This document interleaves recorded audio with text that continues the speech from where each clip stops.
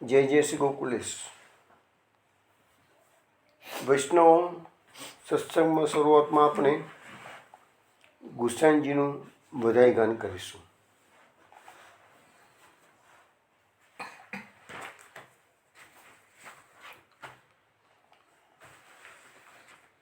लाल के गुण गाऊं श्री वल्लभ, लाल के गुण गाऊं,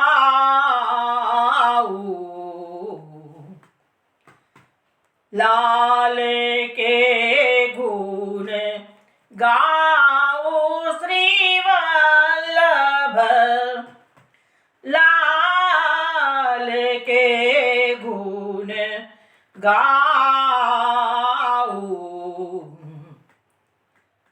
माधुरी माधुरी मूर्ति देखी,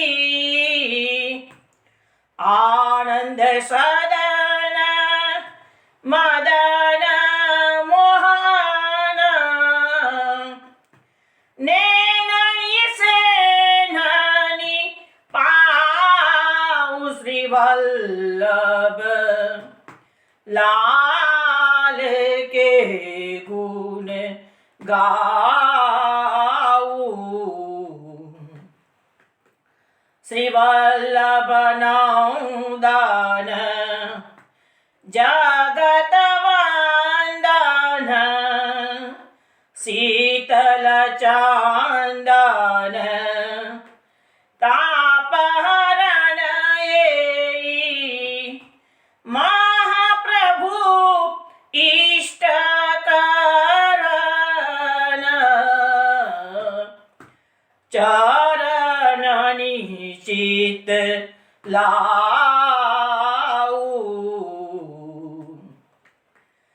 चित स्वामी मन वच कर्म परम धर्म, यही मेरे लाडीलो लड़ाऊं श्री वल्लभ, लाल के गुण गाऊं,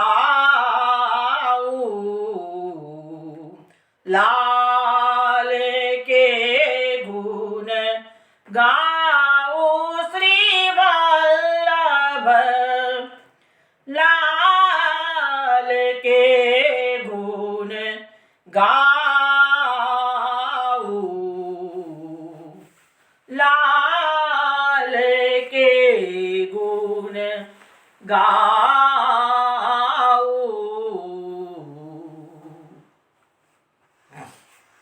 વૈષ્ણવ આ વધાઈ ગાન આપે હમીર કલ્યાણ રાગમાં શ્રવણ કર્યું. ચિત્તસ્વામી આ પદમાં એવું સમજાવે છે કે શ્રી વલ્લભલાલ કે ગુણ ગાઉં, શ્રી વલ્લભના પુત્ર શ્રી ગુસાઈજીના ગુણ હું ગાઉં છું. માધુરી માધુરી મૂર્તિ, એમનું સ્વરૂપ કેવું છે? તો એકદમ મધુર મધુર છે. દેખી આનંદ સદન, તો આનંદનો ધામ જેવું એમનું સ્વરૂપ જોયું. મદન મોહન નૈનની સેનની પાઉ, એમનું સ્વરૂપ જે છે મધુર છે, આનંદનું ધામ છે, અને કામદેવને પણ મોહ પ્રમાણે મદન મોહન છે. અને એવું સ્વરૂપ હું મારી આંખોમાં વસાવું છું. શ્રી વલ્લભનંદન જગત વંદન, શ્રી વલ્લભનંદન ગુસાઈજી કેવા છે? આખું જગત એને વંદન કરે છે. શીતલ ચંદન તાપહરણ, અને એમનું સ્વરૂપ શીતલ ચંદન જેવું શીતલ, અને આપણા જે ત્રિવિધ તાપો છે એને હરણ કરનારું છે. એ મહાપ્રભુ ઇષ્ટકરણ, અને એ જ વલ્લભા, એ જ મહાપ્રભુ એટલે કે ગુસાઈજી, અહીંયા મહાપ્રભુ ગુસાઈજી માટે વપરાયો શબ્દ. એ જ મહાપ્રભુ જે ગુસાઈજી ભક્તોનું ઇષ્ટ કરનારા છે. ચરણની ચિત્ત લાવો, અને એમના ચરણો, ચિત્ત સ્વામી કહે છે હું મારા ચરણો, એમના ચરણો મારા ચિત્તમાં પધરાવું છું કે છે. ચિત્ત સ્વામી મન વચન કર્મ પરમ ધર્મ યહી મેરે લાડીલો લડાવું. ચિત્ત સ્વામી કહે છે હું મન વચન અને કર્મથી એ જ પરમ ધર્મ માનું છું કે મારા લાડીલાને એટલે મારા ઈષ્ટ મહાપ્રભુને હું લાડ લડાવું કહે છે. તો આ હમીર કલ્યાણમાં ગુસાઈજીની વધાઈનું પદ આપણે શ્રવણ કર્યું. હજુ એક આવતીકાલે ગુસાઈજીનો ઉત્સવ છે, તો આપણે આજે એક બીજું પદ પણ લઈ લઈએ છીએ અને આવતીકાલે પણ ગુસાઈજીના 2 પદો આપ શ્રવણ કરશો. આજે આપણે જે પદ લઈએ છીએ ને એ માણેકચંદ પ્રભુનું પદ છે.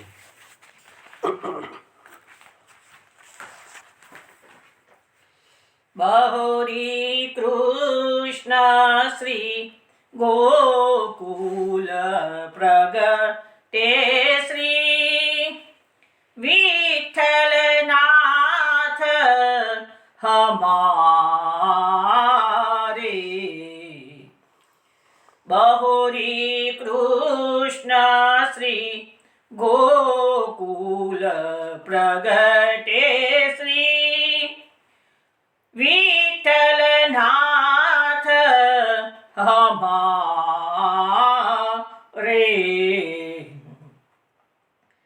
દ્વાપુર વસુધા ભાર હર્યો હરી કલયુગ જીવ ઉદ્ધારે. શ્રી વિઠ્ઠલનાથ हमारे. तब वसुदेव गृह प्रगट होय के कंसादिक रिपु मारे. अब श्री वल्लभ गृह प्रगट होय के माया वाद निवारे. श्री विठ्ठलनाथ हमारे. ऐसो कवि कोहे जग महिया बरने गुण ज्योतिहारे.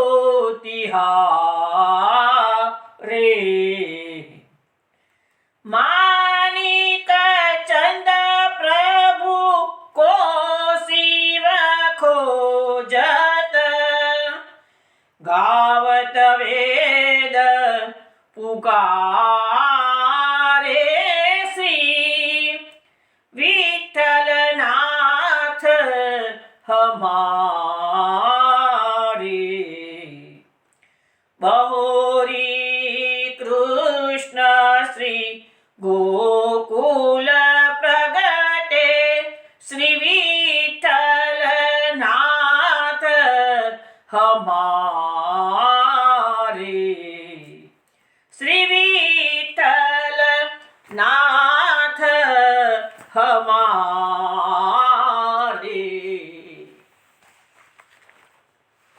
વૈષ્ણવો, આ પદ આપે બિલાવલમાં શ્રવણ કર્યું છે.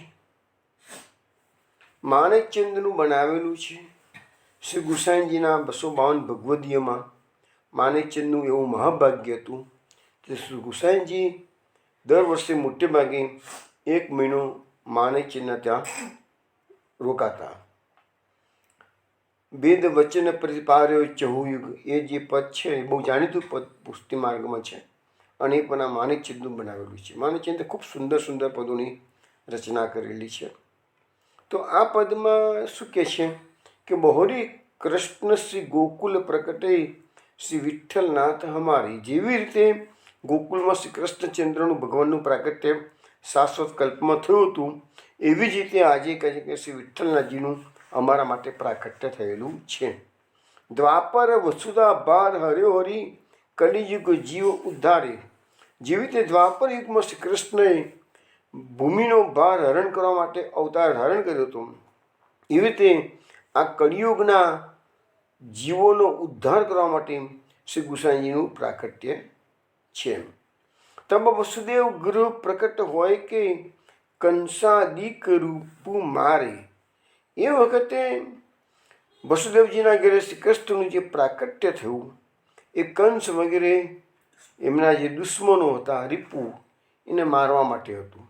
તો અત્યારે કે છે અવશ્ય વલ્લભ ગૃહ પ્રકટ હોય કે માયાવાદ નિવારે. અત્યારે આ કળિયુગની અંદર શ્રી વલ્લભના ઘેરે શ્રી ગુસાઈજીનું પ્રાકટ્ય થયું છે.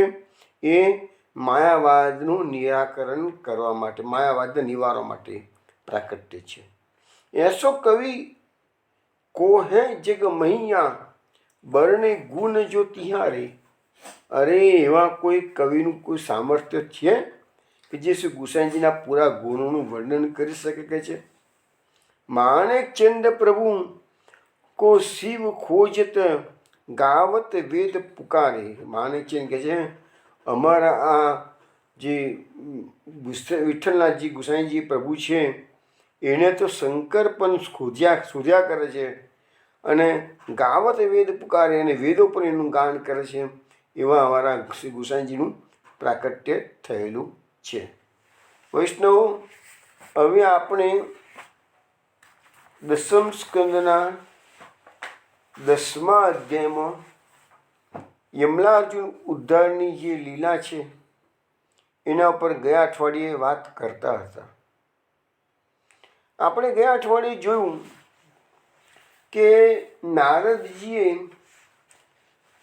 યમલાર્જુન એટલે કે બંને જે કુબેર પુત્રો છે નલકુબર અને મણિગ્રીવ એને શાપ આપતા પહેલાં એના જસ્ટિફિકેશન માટે 11 શ્લોકોમાં શાસ્ત્રોના સિદ્ધાંતો સમજાવ્યા છે. એ આપણે એક એક શ્લોક પર આપણે સમજવાનો પ્રયત્ન કરીએ છીએ કે એમાં શાસ્ત્રોનો કયો સિદ્ધાંત છે. અને પછી એ 11 શ્લોકો પૂરા થઈ જશે પછી નારદજી બંને કુબેર પુત્રોને શાપ આપશે. આપણે છેલ્લે ગયા વખતે જે જોયું છેલ્લા ગયા ગુરુવારે તેમાં હતું કે જે લોકો લક્ષ્મીના મદદથી અંધ બની ગયા હોય છે તો ભગવાન એનું નિરાકરણ કેવી રીતે કરે છે? તો એનું ઉત્તમ જે અંજન છે, અંધ થયેલા માણસો માટે અંજન છે એ દરિદ્રતા છે. ગરીબમાં પૈસા પાત્ર માણસો જ્યારે છકી જતો હોય ત્યારે ભગવાનને લાગે કે સારો વધારે પડતો છકી ગયો છે તો એને સીધો કેવી રીતે કરવો? તો એને કહે છે દરિદ્રતા આપી દેવાની. આપણે એક પદ પરમાનંદ દાસનું જોયેલું, રીતે ભરે ભરે પૂની ઢોરે જો ચાહે તો ફેર ભરે. યાદ કરો વૈષ્ણવ, આ ઘણી વખત આ પદ મેં સમજાવેલું છે. આ ભગવાનની લીલા કેવી છે? આ દુનિયામાં કોઈ ગમે તેટલો ગરીબ હોય કે કોઈ ગમે તેટલો પૈસા પાત્ર હોય, આશ્ચર્ય પામવા જેવું કંઈ છે જ નહીં. સામાન્ય રીતે આપણે એમ કે બેના કર્મનું ફળ છે એમ આપણે સામાન્ય રીતે બોલતા હોઈએ છીએ. વાત પણ સાચી છે, પરંતુ હકીકતમાં ભગવાનની લીલા કેવી છે કે રીતે ભરે ખાલી પાત્રને ભરી આપે એટલે કે ગરીબને પૈસાદાર બનાવી દે. ભરે પૂની ઢોરે પાછો બહુ છકી જાય તો કે બેટા તને તો કાલ સુધી તો તું કરગડતો હતો, રોજ આટલા માનતો હતો મારી માટે, આટલા બધા વ્રતો કરતો હતો અને હવે છકી ગયો પાછો કહે છે સારું ખાલી કરી નાખો કહે છે એને. એટલે રીતે ભરે ભરે પૂની ઢોરે પાછો ભગવાનની માનતો થઈ જાય, ભક્તિ કરતો થઈ જાય, સંત પુરુષના તો ચક્કરો મારતો થઈ જાય. પાછી ભગવાન તો બહુ આપણો પ્રભુ તો બહુ દયાળુ છે, સારું સારું છે બેટા આપું છું તને. તો રીતે ભરે ભરે પૂરી ઢોરે જો ચાહે તો ફેર ભરે. તો કહેવાનો મતલબ શું છે કે આ બધી દુનિયામાં ચારે બાજુ તમને જે અસમાનતા જોવા મળે છે એ કશું જ નથી, એકમાત્ર પ્રભુની લીલા છે. બાકી કોઈ પૈસા પાત્ર માણસ વધારે હોય અને જો છકી જતો હોય તો ગયા અઠવાડિયે આપણે જોયું કે ધન સંપાદન કરવામાં બી કષ્ટ છે, સાચવવામાં પણ એનું કષ્ટ છે અને એને વાપરવામાં પણ કષ્ટ છે. કારણ કે વધારે પડતા પૈસા આવ્યા અને પૈસા વધારે પડતા વાપરો તો લોકોમાં ઇન્કમટેક્સવાળાને દરોડાઈને ઊભા રહે પાછા. એટલે તકલીફો તો બધી રીતે જ છે. એટલે ધનની સાથે 15 પ્રકારના અનર્થો સંકળાયેલા છે. એ વાત આપણે ગયા અઠવાડિયે કરી હતી. એ આપણે ઉજ્જૈનનો જે બ્રાહ્મણ જે એકદમ કંજૂસ હતો અને પછી એનામાં પરિવર્તન આખું આવી ગયું અને એની ભિક્ષુ ગીતા ગાઈ, એની આપણે ગયા અઠવાડિયે વાત કરી હતી.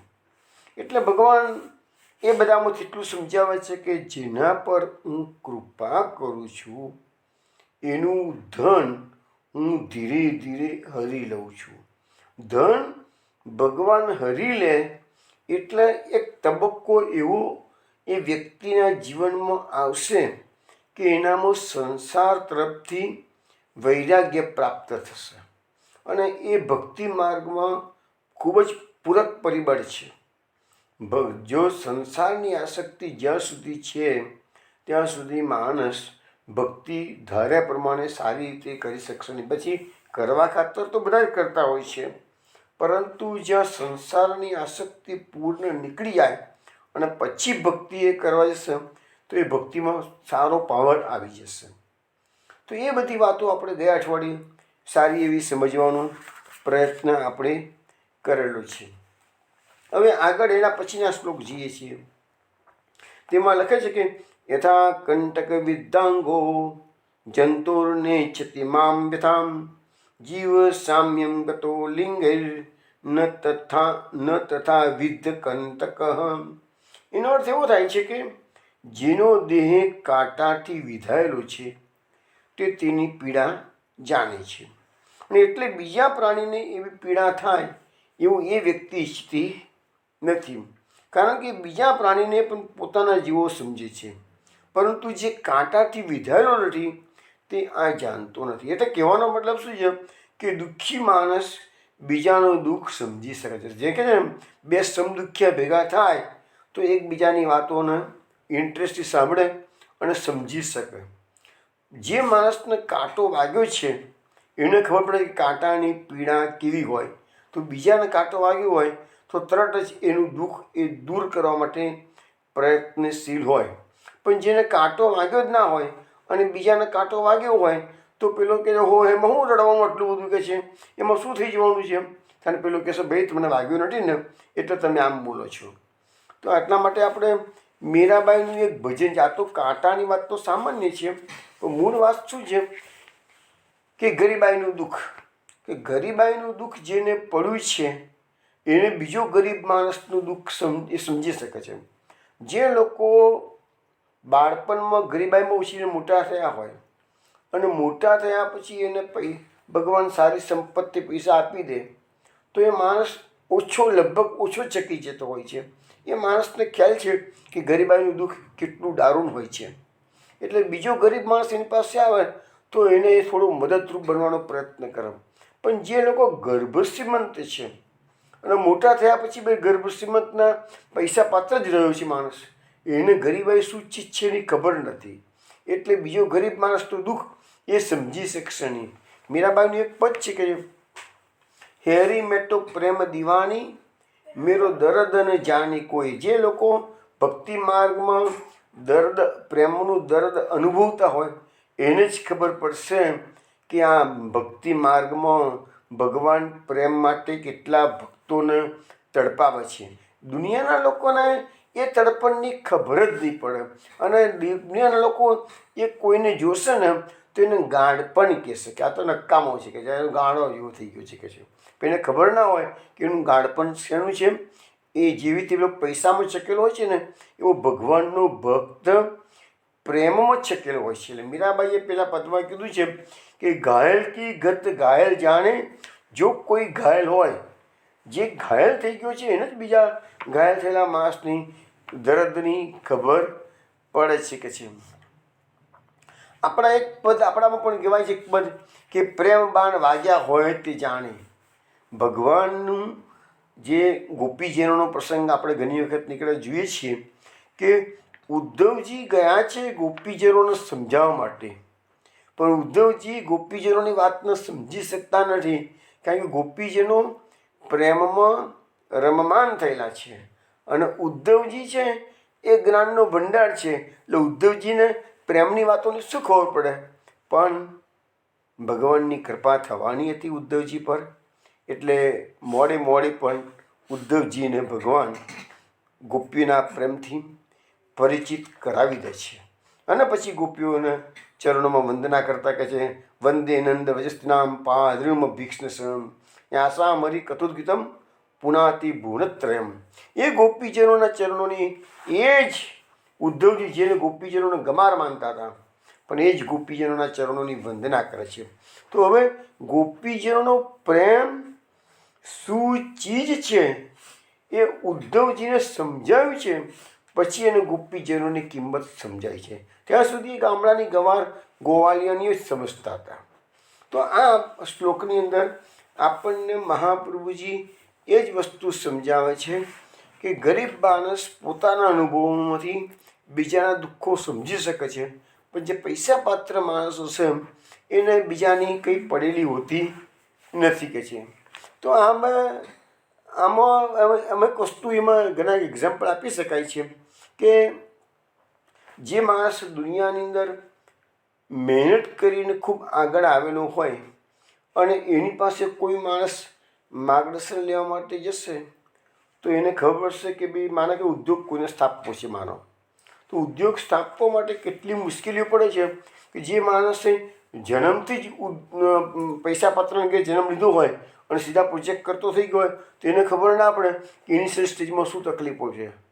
પણ જેને પોતે મહેનત કરીને ઉદ્યોગો સ્થાપ્યા હોય અને બીજો કોઈ એના માર્ગદર્શન લેવા માટે આવે તો જેટલું સરસ સમજાવી શકશે એવું પેલો જે જન્મથી જ ઉદ્યોગપતિ છે એ નહીં સમજાવી શકે. તો એવા પણ દુનિયામાં દરેક બાબતમાં જેનો જે અનુભવ થયો હોય અને ખરાબ તબક્કામાંથી પસાર થયો હોય તો એ બીજાના સારામાં સારું માર્ગદર્શન આપી શકે. હવે આપણે આગલો શ્લોક જોઈએ. દરિદ્રો નિરહમ સ્તંભો મુક્ત સર્વે મદેરિહમ કૃચ્છમ યદ ચાપણાપ્તિ તદ્ધિ તસ્ય પરમ તપ. ગરીબ માણસ અહંકાર રૂપી સ્તંભ રહિત અને સર્વ પ્રકારના મોદોથી મુક્ત હોય છે.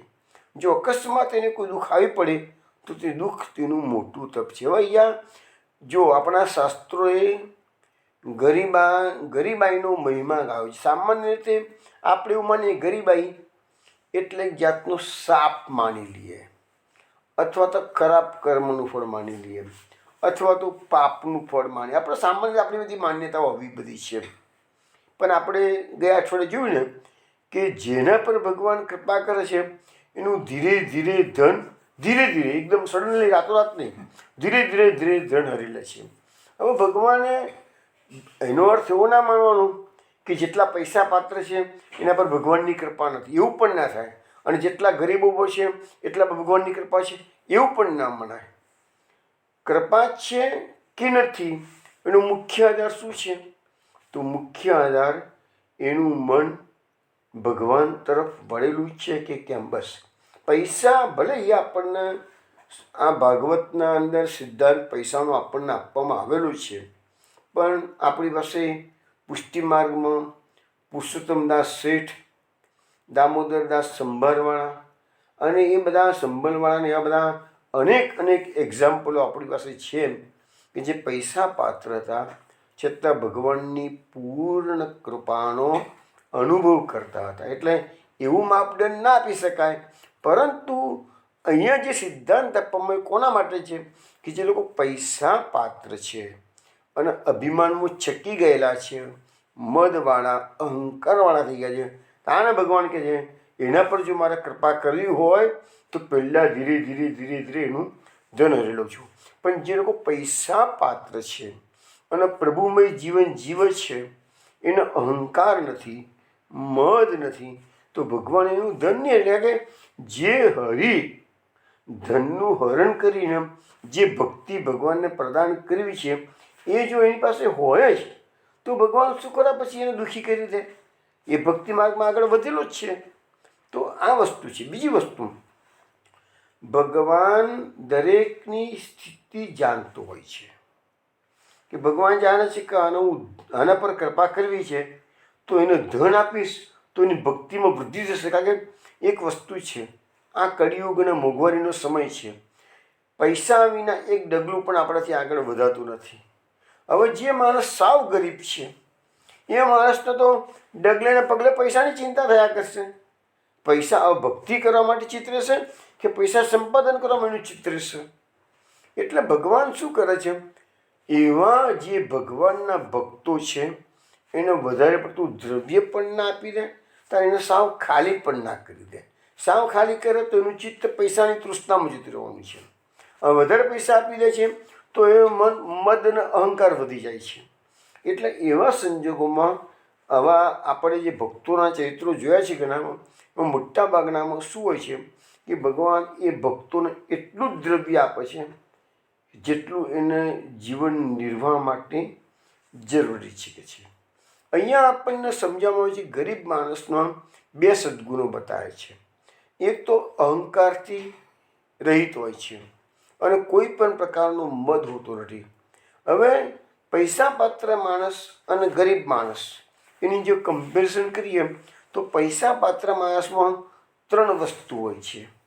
એક તો ધનનો લોભ હોય, બીજું ધનનું મદ હોય અને ત્રીજું ધનની તૃષ્ણા હોય.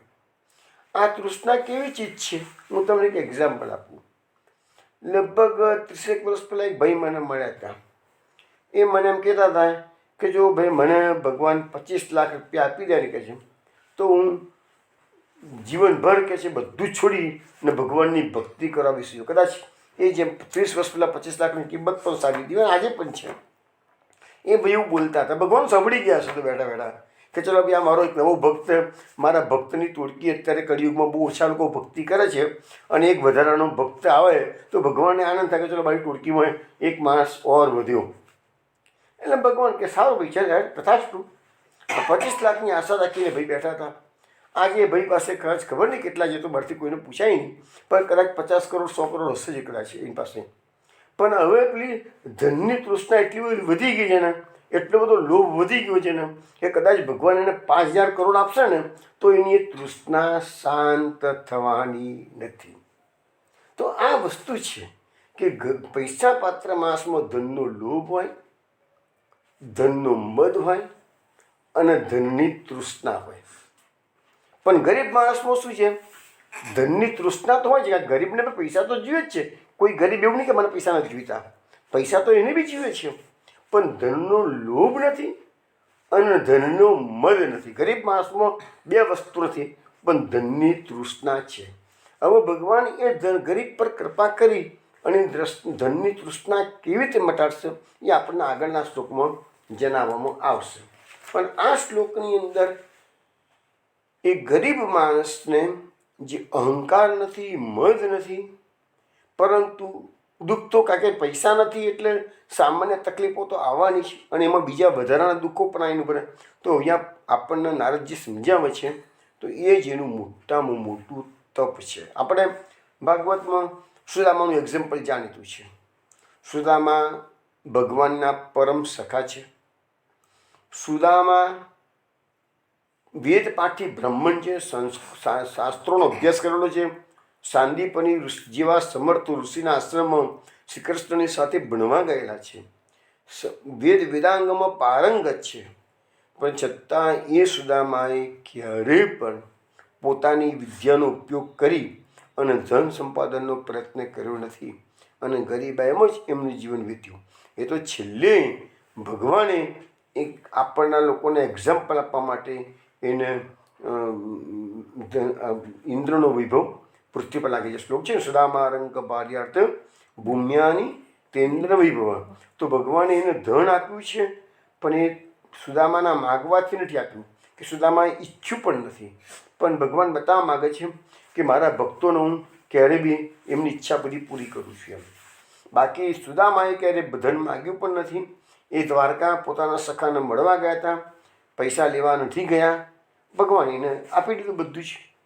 તો એ વસ્તુ શું છે કે તપ છે. એ બધા જાણે છે કે ગરીબાઈમાં દુઃખો સહન કરવું એક પણ એક તપ છે. આપણે શ્રીમદ ભગવદ્ ગીતાની અંદર પણ તપની વાત કરવામાં આવેલી છે. ભગવાને અધ્યાય 17માં 3 પ્રકારના તપ બતાવવામાં આવ્યા છે. શારીરિક તપ, વાણીનું તપ અને મનનું તપ. હવે આપણે તો શું છે, આ કળિયુગમાં જન્મ્યા છીએ ને, તો આપણે તપ જે વસ્તુ આપણે તો લક્ઝરી લાઈફ જીવવામાં એટલા બધા ઓતપ્રોત થઈ ગયા છીએ ને કે પૈસા એટલે જોઈએ છે ને કે લક્ઝરી લાઈફ જીવવા મળે. પણ આ ગીતામાં જે સિદ્ધાંતો સમજાય છે તપના, એ તપ તો કોઈને ગમતું નથી. એક ચોરસ કોષની પરિક્રમા કરવાની 40 દાડા, એ જો કહો તો એ પણ 40 દાડા નથી, ગયા વર્ષે 32 દાડા થઈ ગયા હતા. તો એ થોડું કષ્ટ બી આપણે ઉઠાવવાની તૈયારી નથી. અને વીઆઈપીમાં બધા રહેતા, પૈસા પાત્ર માણસો રહેતા થઈ ગયા છે. એક આપણે 80 વર્ષ કે 90 વર્ષ જીવીને જઈએ, એમાં 40 જ દિવસ એક આપણે એમ થાય કે ભાઈ એક તપસ્વીનું જીવન જીવવાનું છે. એ પણ આપણી તૈયારી હોતી નથી. પણ અહીંયા આપણને સમજાવવામાં આવ્યું છે ગીતાની અંદર 17મા અધ્યાયમાં કે પવિત્રતા, સરળપણું, બ્રહ્મચર્ય, અહિંસા આ બધું શરીરનું તપ છે. અને પરમેશ્વરના નામનો જપ અથવા તો વાણીનું મૌન, અથવા તો ભાગવત ગીતા જેવા શાસ્ત્રોનું વાંચન અને હિતકારક ઉત્તમ વચનો બોલવા, એ બધું વાણીનું તપ કહેવાય છે. અને કહે છે કે મનનો નિગ્રહ કરવાનો, પ્રસન્નતા રાખવાનું, ભગવત ચિંતન કરવાનું, આ બધું મનનું તપ છે. આ બધું ગીતામાં સમજાવવામાં આવેલું છે. એવી રીતે બીજા 3 પ્રકારના તપ કીધા છે, સાત્વિક, રાજસ અને તામસ. તો ફળની ઈચ્છા વિના જે તમે તપ કરો છો એને સાત્વિક તપ કહે છે. પછી તમારે જે તપની અંદર તપ કરી અને તમારા માન પૂજા લેવું હોય, દાખલા તરીકે આજે બધા કોઈ મોટા મોટા તપ કરતા હોય, આમ પર્ટિક્યુલરલી જૈન લોકોમાં આવતું હોય છે, આટલી અઠ્ઠાઈ કરી નાખી ને આટલા શું કહે છે એનો શ્રમણ તપ કહે છે એ લોકોને, તો વર્ષી તપ કહે છે એ લોકોને.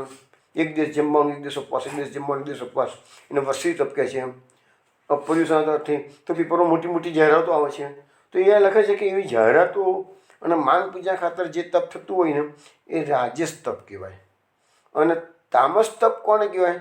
પેલા હઠયોગી હોય, જેમના કુંભ મેળો આવવાનો છે આ 13મી જાન્યુઆરીથી અલ્હાબાદનો ભરાશે. તો કુંભ મેળામાં જે લોકો જશે જોશે તો ગાડી કેટલાય હઠયોગી સાધ્યો આવશે. જમીનમાં આખું આખું શરીર નાખેલું હોય, ખાલી માથું એકલું જ બહાર હોય. અથવા તો પેલા ભાલાની અણી પર પોતે વિસીને પદ્માસન વાળીને બેઠેલા હોય, એક પગે ઊભા રહીને તપ કરતા હોય. તો એ બધા એ હઠપૂર્વક જે તપ કરે છે ને એને તામસ તપ કહેવામાં આવે છે. તો એવા બધા પ્રકારો આપણને ગીતામાં સમજાવવામાં આવેલા છે. તો આ ગરીબ માણસો જે દુઃખ ભોગવે છે એ જાતનું તપ છે. હવે આ તપમાં ફાયદો શું છે કે તપમાં એક તો તમારા પાપો ઓછા થાય, એટલે પાપો બળીને ભસ્મ થાય. અને બીજી વસ્તુ એ છે કે તપના કારણે તમારી પુણ્યની વૃદ્ધિ થાય. હવે તમે એમને કષ્ટ ભોગવો છો એમને, તો એમાં તમારા પાપો બળીને ભસ્મ થાય, પણ પુણ્યની વૃદ્ધિ નથી થતી. પણ ગરીબ માણસ જ્યારે તપ કરે છે ને ત્યારે એમાં બંને ફાયદા છે. પરિક્રમા કરવામાં પણ બંને ફાયદા છે. પરિક્રમા કરો, તડકો, વરસાદ, એક જ દિવસમાં 3 સિઝનનો તમારે અનુભવ કરવો પડે. ખુલ્લામાં રહેવાનું, તંબુમાં, જે આપણે ઘરમાં એસીમાં રહેતા હોઈએ તો બપોરનો ભાદરવાનો તડકો એટલો બધો પડતો હોય છે ને કે પસીવાથી રેબઝેબ થઈ જવાતું હોય છે. તો એ બધું સહન કરવામાં તમારા પાપો બળીને ભસ્મ થાય અને ઉપરાંત તમે ભગવાનનું નામ સ્મરણ સતત ચાલતું રહેતું હોય છે, એટલે ભક્તિ પણ થાય. એટલે બંને બેનિફિટ ત્યાં ગાળે આપણને મળી જાય છે. ચલો પછી આગળ આપણે જઈએ. નિત્યમ ક્ષુત્ક્ષામ દેહસ્ય દરિસ્ય અન્નકાંક્ષિણ ઇન્દ્રિયાન્યાસુ શુષ્યંતિ હિંસાપી વિનિવર્તતે. એટલે કે છે કે ગરીબ માણસનો દેહ ભૂખથી ક્ષીણ થઈ ગયેલો હોય છે અને તે હંમેશા અન્નની આકાંક્ષાવાળો હોય છે. તેથી તેની ઇન્દ્રિયો જલ્દી શોષાઈ જાય છે અને તે હિંસા કરતો અટકે છે. હવે જો આની અંદર શું કીધું છે કે ગરીબ માણસને જે કષ્ટો પડે છે એની થોડીક વાત કરી છે. તો ગરીબ માણસ ઓછું પાપ કેમ કરે છે એનું કારણ એ છે, પૈસા પાત્ર માણસની બધી ઇન્દ્રિયો છે ને એ બળવત્તર હોય છે. જ્યારે ગરીબ માણસનો પૂરતો ખોરાક ના મળે એટલે ઇન્દ્રિયો બધી શોષાઈ ગયેલી હોય છે. એ ઇન્દ્રિયોની જે શક્તિઓ છે એ ઘટી ગઈ. આપણા શાસ્ત્રોમાં ઉપવાસનું ખૂબ મહત્ત્વ સમજવામાં આવ્યું છે. એનું મુખ્ય કારણ આ જ છે. ઉપવાસ કરવાથી આપણી જે શરીરની જે ઇન્દ્રિયો છે, કારણ કે આપણને જે વિષયો તરફ કોણ ખેંચી જાય છે, તો ઇન્દ્રિયો, આપણને વિષયો તરફ ઇન્દ્રિયો ખેંચી જાય છે. હવે ઇન્દ્રિયો જ્યારે નબળી પડી ગયેલી હોય તો એ વિષયો તરફ જવાની છે કેવી રીતે? નહીં જાય.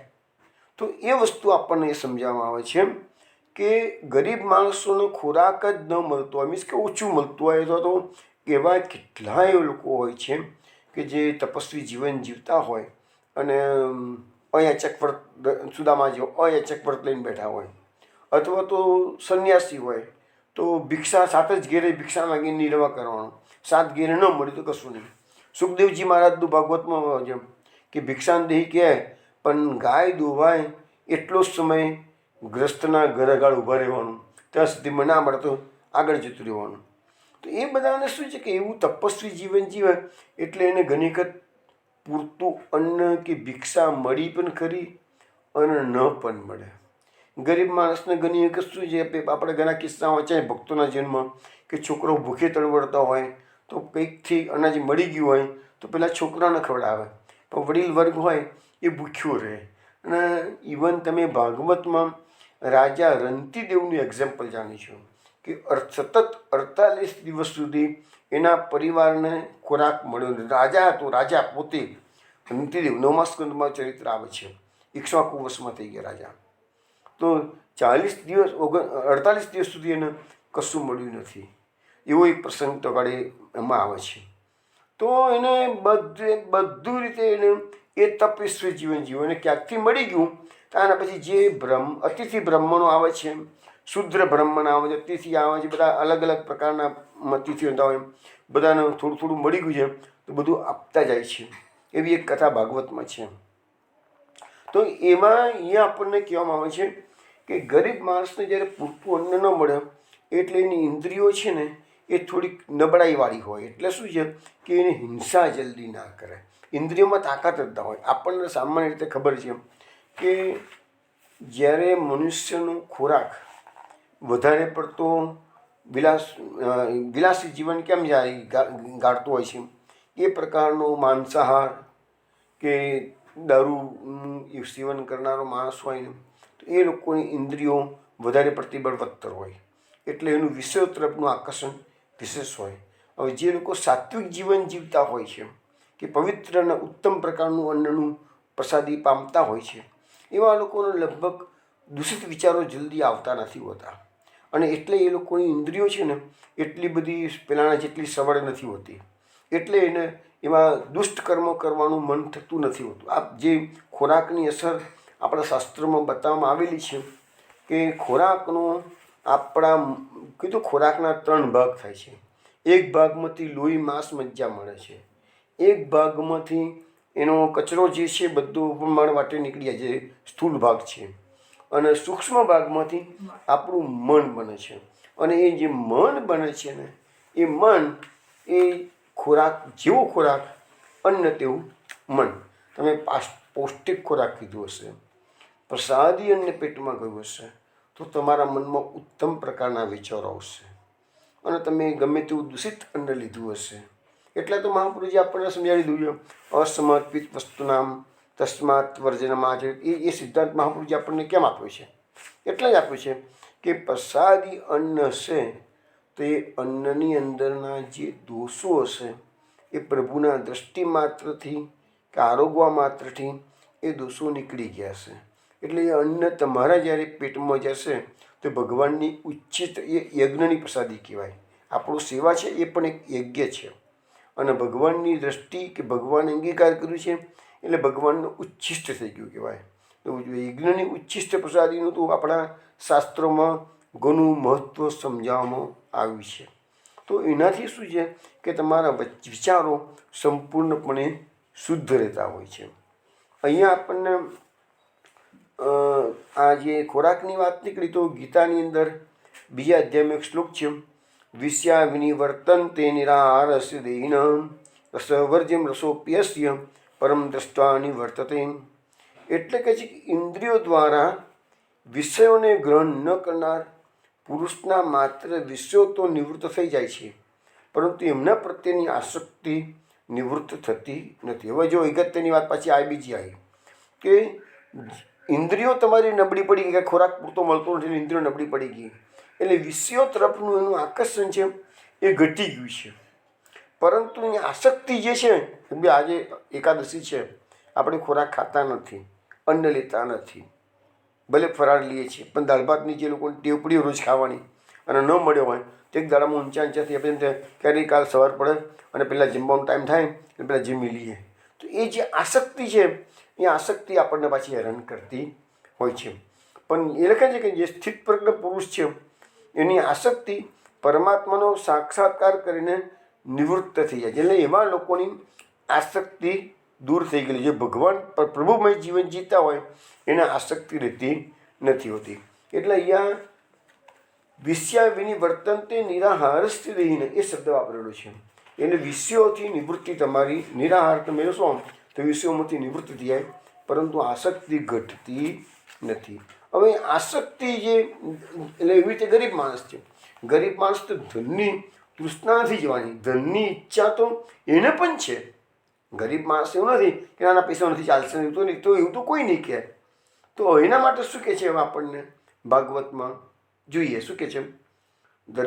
દરિદ્રસ્યૈવ ઉજ્યન્તે સાધવ સમદર્શિનમ સદ્ભિક્ષણોતિ સંતર્ષમ તત આરાધ વિશુદ્ધતિમ. લખે છે કે સર્વને સમાન દ્રષ્ટિ જોનાર સંત પુરુષોનો સમાગમ ગરીબ માણસોને જ થાય છે. એથી એની બાકી રહેલી તૃષ્ણાઓ પણ નાશ પામે છે અને તે પછી તે ગરીબ માણસ તરત જ શુદ્ધ થઈ જાય છે. હવે જો આપણે થોડી વાર પહેલાં ધનમાં જે ધનવાન લોકો છે એમાં 3 વસ્તુ કીધી: લોભ છે, મદ છે અને તૃષ્ણા છે. ગરીબ માણસમાં ધનનો લોભ નથી, ધનનો મદ નથી, કારણ કે ધન છે પછી મદ ક્યાંથી હોય? પણ ધનની તૃષ્ણા છે, ધન પ્રાપ્ત કરવાની ઈચ્છા તો ગરીબ માણસને પણ હોય છે. પણ અહીંયા આપણને ભાગવતમાં સમજાવું શું છે? પણ જ્યારે સંત પુરુષો એવા ગરીબના ઘરે જઈને સત્સંગ કરાવે છે અને એને ભગવાનનું મહત્ત્વ સમજાવવામાં આવે, કર્મના સિદ્ધાંત સમજાવવામાં આવે, એટલે એ ગરીબ માણસની જે તૃષ્ણા છે એ દોષ છે એનો એ દૂર થઈ જશે. પણ પૈસા પાત્ર માણસમાં તો 3 દોષ કીધા છે: લોભ, મદ અને તૃષ્ણા. એ તો સત્પુરુષોના સંપર્કમાં જોકે આવે જ નહીં, પહેલી વાત જ એ લોકો પાસે ટાઈમ જ નથી હોતો સત્પુરુષોના સંપર્કમાં આવવાનો. એટલે અને કદાચ આવે તો પણ એને આ બધી ધર્મની વાતો હંબગ લાગતી હોય છે, એટલે સત્પુરુષો એવાનો ઉપદેશ આપતા પણ નથી. હવે અહીંયા એવું લખેલું છે કે આ મહાપુરુષ સુભદ્રીજીમાં એવું બતાવે છે કે સંત પુરુષો જ્યારે કોઈ ગામમાં જતા હોય છે તે વખતે તો પૈસા પાત્ર માણસો પર રહેતા હોય છે અને ગરીબ માણસો પર જતા હોય છે. પણ સંત પુરુષો પૈસા પાત્રના ઘરે જતા નથી અને ગરીબ માણસના ઘેર જઈ, પણ કેવા ગરીબ માણસો? જે લોકો ભક્તિભાવવાળા હોય. એટલે સંત પુરુષો એવા લોકોની જ મહેમાન ગતિ માનતા હોય છે કે જ્યાં ગાળે પૈસા ઓછા હોય પરંતુ પવિત્રતા હોય, ભક્તિ હોય, તો એવાના ઘરે જાય. અને એ સંત પુરુષો એવાના ઘરે જઈ અને એની જે ધનની તૃષ્ણા કદાચ રહી ગયેલી હોય તો એ સત્સંગના માધ્યમથી દૂર કરે છે. પણ પૈસા પાત્ર માણસોના ઘેર જશે તો જાણશે કે મારા ઉપદેશની એના ઉપર કોઈ અસર પડવાની નથી. પરંતુ આજે કળીકાળની અંદર અત્યારે આપણે જોઈએ છીએ તો જે ધર્માચાર્યો છે, તમે જુઓ કોઈ પણ ગામમાં કથા, ભાગવત કથા હોય, ધર્માચાર્યો તમે જોજો ક્યાં ઉતરે છે? બધા જ્યાં ગાડી એસીની સગવડ મળતી હોય, લક્ઝરિયસ ગાડીની સગવડ મળતી હોય, એના ઘરે જ ધર્માચાર્યો. પછી ભલેના એના ઘરમાં પવિત્રતા ના હોય, ભલે એના ઘરમાં કાદર્શન ખવાતા હોય, ભલે એના ઘરમાં એમસી ન પડાતી હોય, પણ એને સગવડો આજકાલના થોડું સાચા સંત પુરુષની વાત નથી કરતો, પણ આજકાલ જે ધર્માચાર્યો છે, હા એમાં પણ કોક તો હશે, એવું પણ નહીં, સારા ધર્માચાર્યો પણ છે, નથી એવું, બધી એવું નથી, પણ આ તો તમને જનરલ વાત મેં કરી છે. તો અહીંયા ભાગવતમાં જે લખ્યું છે કે સંત પુરુષોમાં કોઈ ગામમાં પધરામણી થાય, સુબોધનીજીમાં લખ્યું છે, તો પણ એવા ગામમાં જો પવિત્ર કુટુંબો રહેતા હોય તો ત્યાં જ એ સંત પુરુષો પોતાનો સત્સંગનો પ્રભાવ આપી અને એમની ધર્મની તૃષ્ણા દૂર કરે છે, એવું કહે છે. હવે એના પછીનો શ્લોક લઈએ. સાધુનામ સમચિત્તાનામ મુકુંદ ચરણેશિનામ ઉપેક્ષે કિમ ધનસ્તંભૈ અસદ્ભિ અસદાશ્રય. એટલે કે છે કે સંત પુરુષો સમાન ચિત્તવાળા અને મુકુંદ ભગવાનના ચરણોની ઈચ્છાવાળા હોય. જોયું ને? હવે સંત પુરુષોની ક્વોલિફિકેશન આપે. સંત પુરુષો કોને કહેવાય? તો જેને ભગવાનના ચરણોની જ ઈચ્છા હોય અને એમનું ચિત્ત એકદમ સ્થિર હોય કે છે. સમચિત્તાનામ એટલે સમ હોય, ચિત્ત સ્થિર હોય. ધનવાનો આવા સંત પુરુષોની ઉપેક્ષા કરનાર દુષ્ટ અને દુષ્ટોના આશ્રયવાળા ધનના થાંભલા જેવા છે. હવે ધર્માનું આમાં આ સંત પુરુષો ધર્માનોની ઉપેક્ષા કરે છે નહીં, ધર્માનો પણ આવા સંત પુરુષોની ઉપેક્ષા કરે છે એવું અહીંયા લખે છે ભાગવતમાં. કેમ કે એ ધર્માનો કેવા હોય છે કે ધનના થાંભલા, દુષ્ટનો આશ્રયવાળા ધનના થાંભલા જેવા એવું લખ્યું છે. એટલે સાચા સંત પુરુષોને આવા દુષ્ટ ધનવાનોની જરાય પરવા હોતી નથી. એટલે તો એ સાચા સંત પુરુષો એવા ધર્મમાં છકી ગયેલા જે લોકો હોય છે એના ત્યાં ઉતરતા નથી. આવું આ ભાગવત આપણને જણાવે છે. હવે આપણે એ જે સિદ્ધાંત આપણને સમજાવવા માટે શ્રીમદ ભાગવતના 10મ સ્કંદમાં 86મો અધ્યાય છે. એમાં લખ્યું છે કે ભગવાન શ્રી કૃષ્ણનું એક્ઝામ્પલ આપવામાં આવ્યું છે. 10મ સ્કંદ એટલે ભગવાન શ્રી કૃષ્ણની કથા જ છે. તો એમાં બતાવવામાં આવ્યું છે કે શ્રી કૃષ્ણ ભગવાન એક સમયે મિથિલા નગરીમાં પધાર્યા છે. હવે મિથિલા નગરીમાં ભગવાનના 2 ભક્તો હતા. એક તો છે સુતદેવ બ્રાહ્મણ, જે ગરીબ ગ્રસ્ત બ્રાહ્મણ હતો, પણ ભગવાનનો પરમ ભક્ત હતો અને એ ગ્રસ્થાશ્રમમાં રહેવા છતાં પણ કોઈ પણ પ્રકારના વિષયોમાં આસક્ત હતો નહીં. જે કંઈ મળી જાય એનાથી નિર્વાહ કરતો. મહાપ્રભુ જે સિદ્ધાંત સમજાવ્યો ને, પ્રાપ્તમ સેવેત નિર્મમ. જે ભક્તિવાળા માણસો છે એ આ સિદ્ધાંતને ફોલો કરતા હોય. જે અનાયાસે જે મળી જાય એનાથી નિર્વાહ કરેલો. પ્રાપ્તમ સેવેત નિર્મમ. હવે કહે છે કે જીવન નિર્વાહ જેટલી સામગ્રી તો ભગવાનની કૃપાથી એને મળી જતી હતી. ગરીબ હતો તો પણ, અને એનાથી એને સંતોષ પણ લેતો હતો કે છે, અને વર્ણાશ્રમ ધર્મનું પૂરું પાલન કરતો હતો. આપણને આ જે સુતદેવ બ્રાહ્મણની થોડી વાત ભાગવતમાં કરી છે, મેં આપને સમજાવી. હવે એ નામનો જે રાજા હતો એનું નામ છે બહુલાશ્વ. મિથિલા નગરીની વાત છે. રાજાનું નામ છે બહુલાશ્વ. આ બહુલાશ્વ રાજા ભલે રાજા હતો છતાં પણ શ્રી કૃષ્ણનો ભક્ત હતો. એમાં ભાગવતમાં લખ્યું છે કે એમાં અહંકારનો લેશ પણ હતો નહીં. એટલે મીન્સ એ રાજા હોવા છતાં અહંકાર રહિત હતો. બાકી યુઝ્યુઅલી જે રાજાઓ હોય કે પૈસા પાત્ર માણસો હોય એમાં એ દોષો અહંકાર અને મદનો દોષ આવ્યા વગર રહે જ નહીં. પરંતુ આ રાજા એક્સેપ્શનલ કેસમાં કહી શકાય. અને એ પણ ભગવાન શ્રી કૃષ્ણનો પ્રિય ભક્ત હતો. હવે ભગવાન રહે દ્વારકામાં, આ બંને જણા રહે છે ક્યાં? મિથિલા નગરીમાં. પણ ભગવાન તો હું જે કહું છું ને વારંવાર, ભગવાન તો દરેક ભક્તના મનની જાણે છે. એટલે આ લોકોને મનમાં વિરહ તાપ રહે કે પ્રભુ ક્યારે અમારા ત્યાં પધારશે, પ્રભુ ક્યારે પધારશે. અને પ્રભુ તો બધાની જાણે છે. પ્રભુએ એક દાડો કહી દીધું દારૂકને, ચાલ દારૂક રથ તૈયાર કર. ભગવાન રાસ મંગાવ્યો. ભગવાને વિદેહ તરફ, જે મિથિલા નગરી તરફ પ્રયાણ કર્યું. હવે તમને ખબર છે એ જમાનામાં દ્વારકા નગરીમાં ઋષિમુનિ સતત ભગવાનના બધાને એ તો ઋષિમુનિને તો ખબર હતી ને કે આ તો પૂર્ણ પુરુષોત્તમનું પ્રાગટ્ય છે. એટલે અનેક ઋષિમુનિઓ શ્રી કૃષ્ણને મળવા આપણે ભાગવતનું ભગવાનની જે દિનચર્યા છે ને, આપણે જ્યારે આવશે એવા અધ્યાય ત્યાં જોઈશું ભગવાનની દિનચર્યા. તો ભગવાન સ્પેશિયલી આવા ઋષિમુનિઓને મળવા માટે ટાઈમ ફાળવતા હતા. તો એ ઋષિમુનિઓએ સતત દ્વારકામાં અવર નાખી. એમને તો ખબર છે ને આ શ્રી કૃષ્ણ સામાન્ય, ભલે અત્યારે મનુષ્ય આકૃતિ ધારણ કરેલી છે, આ કોઈ સામાન્ય અવતાર નથી. આ તો પૂર્ણ પુરુષોત્તમનું અવતાર નથી, અવતારી છે. આ તો કૃષ્ણસ્તુ ભગવાન સ્વયં. આ બધા જાણતા હતા. તો લખ્યું છે કયા કયા ઋષિ મુનિઓ એ વખતે હતા? ભગવાન જ્યારે મિથિલા નગરી તરફ પ્રયાણ કરી રહ્યા છે તે વખતે દ્વારકા નગરીમાં જે ઋષિ મુનિઓ હાજર હતા એ બધા ભગવાનને કે ભગવાન અમે તમારી સાથે આવું છે કે છે, અમને પણ લાભ મળે કે તમારા સત્સંગનો લાભ મળે કે.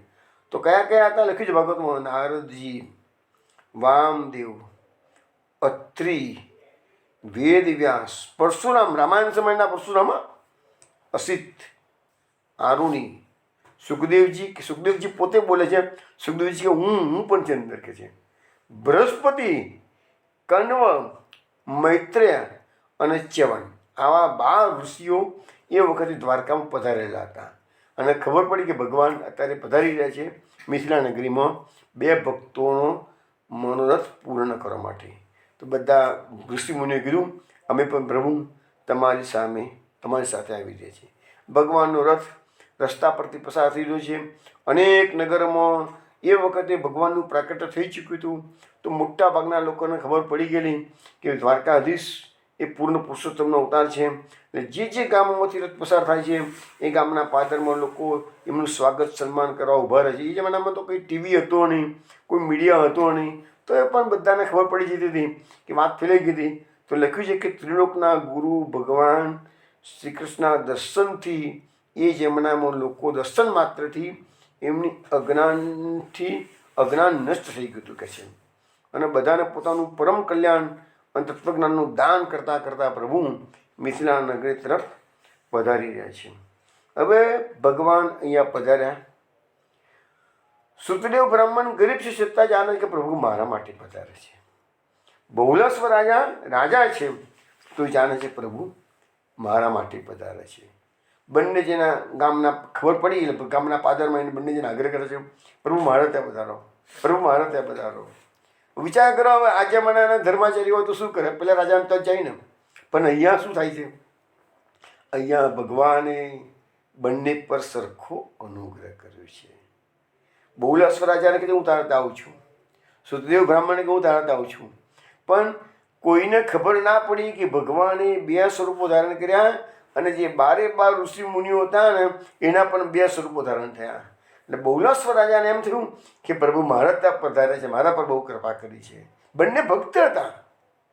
અને સુતદેવ બ્રાહ્મણને એમ થયું કે પ્રભુ મારા ત્યાં પધારે છે, મારા પર કૃપા કરી છે. તો બંને જગ્યાએ પ્રભુ મુનિ ભગવાન પોતાના ત્યાં 2 રૂપ ધારણ કર્યા. આપણી પ્રશ્નોત્તરીમાં પણ આ પ્રશ્ન પૂછાયેલો કે ભગવાને એક કરતાં વધારે રૂપ ધારણ કર્યા હોય એવા કયા કયા પ્રસંગો છે. જેને પ્રશ્નોત્તરીમાં ધ્યાન આપે છે ને એને તો યાદ રહેશે જ કે આવો પ્રશ્ન પૂછાયો છે. તો આ એક પ્રસંગ છે કે ભગવાન એક સાથે 2 રૂપ ધારણ કરેલા છે. કયા પ્રસંગો? 7 આકલાના થયા હતા ને તેને ભગવાને 7 રૂપ ધારણ કર્યા હતા. ગોપીજનો જેને મહારાસ કર્યો ને તેને ભગવાને અનેક રૂપ ધારણ કર્યા હતા. આ બધા ભાગવતના પ્રસંગો ભગવાન એક કરતાં વધારે રૂપ ધારણ કરે છે એના બધા પ્રસંગો પ્રશ્નો પૂછાયેલો છે. 16,000 કન્યાઓના જ્યારે લગ્ન કર્યા ભગવાને તો પણ ભગવાને અનેક રૂપ ધારણ કરેલા છે. તો એવા પ્રશ્નોત્તરીનો અર્થ જ આ છે કે તમે ભાગવતમાં પ્રસંગો આવે એટલે એને થોડો રસથી એનો અભ્યાસ કરવાનો પ્રયત્ન કરો. તો ભગવાન 12 ઋષિઓ સાથે ઋષિ મુનિઓને પણ ખબર નથી કે અમારા 2 રૂપ ભગવાને ધારણ કર્યા. વિચાર કરો, ભગવાનને તો ખબર હોય, ઋષિ મુનિઓને ખબર નથી કે અમારા 12ના બીજા રૂપો પણ ધારણ કર્યા છે. અને હવે અહીંયા ભાગવતમાં એવો સ્પષ્ટ ઉલ્લેખ નથી કે ભગવાન ઓરિજિનલ સ્વરૂપે કે ઋષિ મુનિ ઓરિજિનલ સ્વરૂપે કોણ તે પધાર્યા. પણ ક્યાંક મેં વાંચ્યું હતું કે ભગવાન સ્વયં 12 ઋષિ મુનિઓ સાથે સુતદેવ બ્રાહ્મણના ઘેર પધારે છે. અને બહુલાશ્વ રાજાના ત્યાં ભગવાને પોતાનું એક એક્સ્ટ્રા સ્વરૂપ પ્રગટ કર્યું હતું. બ્રાહ્મણોનું ઋષિ મુનિઓનું એ પ્રગટ થયું હતું. એ ગયું છે ઓરિજિનલ રીતે સુતદેવ બ્રાહ્મણ પર કૃપા કરી છે. પણ ભાગવતમાં એવો કોઈ સ્પષ્ટ ઉલ્લેખ નથી. ભાગવતમાં એવું લખ્યું છે બંને જગ્યાએ એક સાથે ભગવાને પધરામણી કરી છે. અને બંને જણાને એવું જ લાગ્યું છે કે સુતદેવ બ્રાહ્મણને લાગે પ્રભુએ મારા પર કૃપા કરી છે.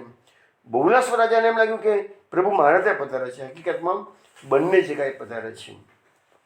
અને બંનેની સેવાનો ભગવાને અંગીકાર કરેલો છે. અને બહુ સુંદર કથા છે. જ્યારે આપણે 86મો અધ્યાય 10મા સ્કંદનો આવશે ત્યારે કહીશું. અને પ્રભુ લાંબા સમય સુધી ત્યાં રોકાયા છે, બંનેના મનોરથો પૂર્ણ કર્યા છે. અને ભાગવતમાં એક સુંદર વાક્ય લખેલું છે આ બાબતમાં કે એવું ના માનશો કે ભક્તો ભગવાનની ભક્તિ કરે છે. અરે ભગવાન પણ ભક્તોની ભક્તિ કરે. એવું આ દસમ સ્કંદના 86મા અધ્યાયમાં આવા પ્રકારના શ્લોકો છે કે ભક્તો ભગવાનની ભક્તિ કરે તો સામાન્ય વાત છે. આખી દુનિયાના ભક્તો ભગવાનની ભક્તિ કરે છે, પણ અહીંયા તો ભગવાન ભક્તની ભક્તિ કરે છે. એવી વાત અહીંયા આ સમજાવવામાં આવેલી છે. તો કહેવાનો મતલબ એવો છે કે જે સાધુ પુરુષો છે એ કોઈ પણ ગામમાં પધરામણી કરશે તો જે લોકો પવિત્ર કુટુંબો છે, ભલે ને દરિદ્ર હોય, એના ઉપર જ એ કૃપા કરે છે, એમ કહેવામાં આવે છે. કે છે હવે આપણે જે આશાનો પિંડ છે ચૂકતા, જે લોકો ગરીબો હોય એ લોકોની જે તૃષ્ણાઓ શાંત પડી જતી હોય, એ લોકોની ઇન્દ્રિયો નિરાહાર રહેવાના કારણે બળવાન ઓછી હોય, પણ લખે છે શંકરાચાર્યનું એક સ્તોત્ર છે, એમાં લખે છે કે અંગમ ગલિતમ પલિતમ મુંડમ દર્શન વિહીનમ જાતમ તુંડમ વૃદ્ધો યાતિ ગૃહિત્વા આનંદમ તદપી ન મુંચતી આશા પિંડમ. તો કહે છે કે માણસને કહે છે કે વૃદ્ધાવસ્થા જ્યારે આવે છે ત્યારે કેવી પોઝિશન થાય છે કે અંગમ ગલિતમ, અંગો બધા ગળી ગયા હોય, મીન્સ નબળા પડી ગયા હોય. પલિતમ મુંડમ, માથું ધૂળું થઈ ગયેલું હોય. કે છે દર્શન વિહીનમ, આ મોઢું છે ને એ દાંત વિનાનું થઈ ગયેલું હોય. કે છે જાતમ તુંડમ, એટલે કમરથી વાંકો વળી ગયેલો હોય. વૃદ્ધો યાતિ ગ્રહિત્વાનંદમ, ગ્રહિત્વાનંદમ એટલે હાથમાં લાકડી લઈને ચાલતો હોય, ટેકે ટેકે વોકો વળેલો ધીરે ધીરે ચાલતો હોય. કે છે તદપી ન મુંચતી આશા પિંડમ, તો પણ મનુષ્યનો આશા નામનો પિંડ એનાથી છૂટતો નથી. એને એવા વૃદ્ધ માણસને પણ સારું સારું ખાવાનું મન થતું હોય છે, એને પણ ભોગશક્તિ એની નબળી પડેલી હોતી નથી. પણ આવું એટલે તૃષ્ણા શાંત થતી નથી. એ તૃષ્ણા બધાને હેરાન કરે છે. એ આશા કહો કે તૃષ્ણા કહો, એક જ વસ્તુ છે. તો તૃષ્ણા શાંત ક્યારે થાય? તો આ સત્પુરુષોનો સમાગમ થાય, સત્સંગ થાય, તો જ એ તૃષ્ણા માણસની શાંત થાય છે. કે છે હવે ભગવાનનો આપણે જ્યાં સુતદેવ બ્રાહ્મણ અને બહુલાશ્વર રાજાની વાત સાંભળી, પણ એ જ ભગવાનનો પાછો બીજો પ્રસંગ છે કે જ્યારે હસ્તિનાપુરમાં શાંતિદૂત બનીને જ્યારે ભગવાન પ્રભુ પધારે છે, ત્યાં દુર્યોધન કો મેવા તાગે સાગ વિદુર કાય. આપણે જે વાત થોડી પહેલાં કહીએ ને ભાગવતમાં મહાપ્રભુજી સુબોધને સમજાવ્યું ને કે સંત પુરુષો કોઈ જગ્યાએ પધરામણી કરે છે તો પવિત્ર બ્રાહ્મણ કુટુંબ પવિત્ર દરિદ્ર હોય તો પણ પવિત્ર હોય તો જ જાય, એ સિવાય નહીં જાય. પૈસા પતવાન ત્યાં નથી જતા, એવું મહાપ્રભુજી સુબોધનીજીમાં લખે છે. તો અહીંયા આપણને ભગવાન શ્રી કૃષ્ણએ સાબિત કરીને આપેલું છે. હસ્તિનાપુરમાં દુર્યોધન 56 ભોગની વ્યવસ્થા કરી છે. હસ્તિનાપુરમાં દુર્યોધન ભગવાનનો વિવય છે. ધૃતરાષ્ટ્રએ દુશાસનનો મહેલ બધા કરતો સારામાં સારો હતો. એ ઉતારાની વ્યવસ્થા દુશાસનના મહેલમાં કરી હતી. સારામાં સારી ભેટ સોગાદ આપવાની પણ ધૃતરાષ્ટ્રએ તૈયારી કરી હતી. અને વિદુરજીએ ના પાડી દીધી. વિદુરજીએ ધૃતરાષ્ટ્રને કીધું છે કે રાજન, આ બધું તમે આપી અને શ્રી કૃષ્ણને તમારા પક્ષમાં કરવાનો વિચારતા હો તો ના વિચારજો. કે છે એ તો રાજા વિરાટ છે. કે છે એને શું સંપત્તિની ખોટ છે કે તમારી થોડીક સોનાનો રથ તમે આપશો એનાથી પસંદ થઈ જશે. કે છે અને સારામાં સારો 56 ભોગ ખવડાવશો કે તમે દુશાસનનો મહેલ સારો છે એમાં ઉતારો આપશો તો તમારી આત્મસત્તાથી પસંદ થઈ જશે. ના, એ પાંડવોના છે, કારણ કે પાંડવો ધર્મ પ્રમાણે જીવન જીવે છે અને ભગવાન એના પક્ષમાં છે કે જ્યાં ધર્મ છે. કે છે અને એવા બધા દુર્યોધનનો દુશાસનનો મેળનો ત્યાગ કરીને પ્રભુ વિદુર ઘર સાગ વિદુર ઘર ખાઈ સબતે ઊંચી પ્રેમ સગાઈ દુર્યોધન કો મેવા તાગ્યો સાગ વિદુર ઘર ખાઈ. તો ભગવાન વિદુરજીના ઘેર પધારે છે પણ દુર્યોધનનો અનાદર કરે. દુર્યોધન પાછો એનો શાંતિદૂત તો બનીને આવ્યા, પણ દુર્યોધન તો ભગવાનનો વિભય થાય. દુર્યોધનની પુત્રી લક્ષ્મણા ભગવાનના જામવતીના પુત્ર સાંબ સાથે એના લગ્ન થયેલા છે. એ કથા બી ભાગવતમાં જ છે કથા. તો ભગવાન વિભયનું ઘર તો બાજુ પર રહ્યું.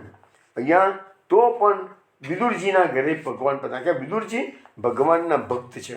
વિદુરજી આપણા સાહિત્યમાં લખ્યું છે એ પ્રમાણે વિદુરજી ઝૂંપડીમાં રહેતા હતા. ભલે મહામંત્રી હતા હસ્તિનાપુરના, પણ એમનું જીવન બહુ સાદગીવાળું હતું. ઝૂંપડીમાં રહેતા હતા. અને આપણા વાર્તા સાહિત્યમાં આવે છે કે ભગવાન જ્યારે વિદુરના ઘેર પધાર્યા તો અને વિદુરાણી એકલી ઘરે હતી, તો વિદુરાણીએ ભગવાનને કેળાના છિલકા ખવડાવ્યા છે અને પેલું ગર્ભ ફેંકી દીધો છે. એટલે વિદુરજી આવ્યા ત્યારે એને કીધું કે તું શું કરું છું કહે છે. તારે ભગવાન કહે છે તારે બરાબર છે. તો પછી વિદુરજીએ વિદુરાણી કીધું જા તું અંદર રસોડામાં તૈયારી કર, હું પ્રભુને કેળા ખવડાવું છું. ભગવાન કહે મને બહુ ભૂખ લાગી છે કે છે. દુર્યોધને કીધું 56 ભોગ તૈયાર છે તો ના પાડી દીધી, નથી ખાવતા રહેશો પ્રભુ. તો વિદુરાણીના ઘેર જઈને કેળાના છિલકા આરોગે છે ભગવાને.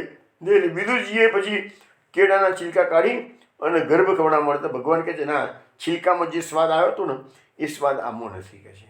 તો ભગવાનનો પણ એક ગુણ છે, સંત પુરુષોનો પણ એક ગુણ છે કે હંમેશા ભગવાનના ભક્તોના ત્યાં અને ઉત્તમ પવિત્ર કુટુંબ હોય, ભલે દરિદ્ર હોય. તો દુર્યોધનના પ્રમાણમાં વિદુરજી તો દરિદ્ર જ કહેવાય દુર્યોધનના પ્રમાણમાં. બાકી મહામંત્રી છે એટલે દરિદ્ર નથી, પણ છતાં એમ કહેવાય છે કે ઝૂંપડીમાં રહેતા હતા. તો સાગ વિદુર એને વિદુરજીની ભાજી ભગવાને અંગીકાર કરેલી છે. તો વૈષ્ણવો, અહીંયા નારદજીએ બંને કુબેર પુત્રોને જે શાપ આપવાનો છે એ શાપ આપતા પહેલાં 11 શ્લોકોમાં જસ્ટિફિકેશન આપ્યું છે કે હું શા માટે આ છોકરાઓને દંડ આપું છું. એટલે એ જસ્ટિફિકેશન અપાઈ ગયું. અને એ જસ્ટિફિકેશનના 11 શ્લોકો છે. એ 11 શ્લોકો એ શાસ્ત્રોના સિદ્ધાંતો છે જે આપણા બધા માટે એપ્લિકેબલ છે. અને હવે એના પછીનો જે શ્લોકમાં આવે છે તદમ મત્યોર્માધ્વ્યા વારુણ્યા સિંબદાંતયો તમો મંદ હરિષ્યામી સ્ત્રૈનયો અજિતાત્મનો. એટલે એમ કહે છે કે હવે નારદજીએ શાપ આપવાની વાત કરી કે કુબેરના 2 પુત્રો મધુમાંથી બનેલી વારુની મદિરા પીને મત્ત બનેલા છે અને લક્ષ્મીના મદથી બંને પુત્રો અંધ બનેલા છે. તેમની ઇન્દ્રિયો પર વિજય મેળવ્યો નથી, એટલે કે ઇન્દ્રિયોને વશ છે. અને આ બંને છોકરાઓ સ્ત્રીલંપટ થઈ ગયા છે. તેથી એમના અજ્ઞાન અને મદ હું દૂર કરીશ. હવે અહીંયા બતાવવામાં આવ્યું છે મહાપ્રભુજી સુબોધિનીજીમાં કે એનામાં 3 દોષ કયા છે. કયા 3 દોષ હતા એનામાં? તો કે છે કે ઇન્દ્રિયો વશમાં રાખી નથી એટલે સ્ત્રીલંપટ થઈ ગયા છે. એક દોષ એ આવ્યો. બીજું, વારુણીથી મત થઈ ગયેલા એટલે એ અજ્ઞાનતાનો દોષ પણ એનામાં આવી ગયો હતો. અને લક્ષ્મીના મદવાળા થયું એટલે મદનું. એટલે 3 પ્રકારના દોષ થયા કે ઇન્દ્રિયોનો વશ નથી કરી, વારુણીથી પણ મત થઈ ગયા અને લક્ષ્મીનો મદ હતો. એ 3 દોષ હવે એ કહે છે કે એ 3 પ્રકારના દોષોને નારદજી કહે છે હું દૂર કરીશ. હવે દૂર કરીશ, આજે નથી કરવા દેવા એના દોષોને. હજુ જેમ ચાલે છે નારદજીને ઉપદેશ આપવા દો એમને. નારદજી ઉપદેશ આપે છે, ઉપદેશ આપતા રહીએ. આવતીકાલે રાત્રે 8 વાગે નારદજી શાપ આપી અને બંને કુબેર પુત્રોનો મદને દૂર કરશે. રાત્રે 8 વાગ્યા સુધી કાલે રાહ જોઈએ. જય શ્રી ગોકલેશ સર્વ વૈષ્ણવ.